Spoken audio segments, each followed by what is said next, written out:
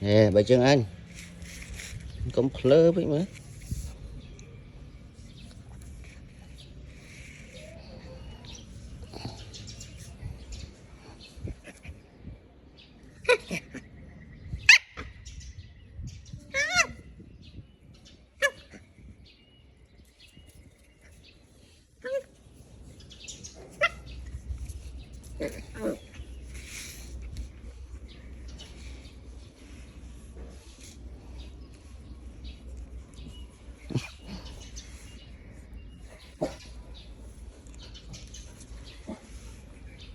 nó không nổi chứ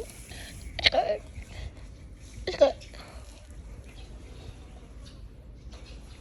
ê ê ê đây đây đây anh đây đây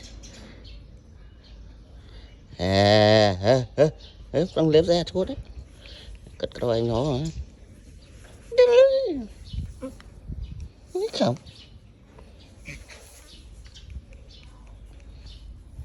thật đâm một ngày mua à các bà cơ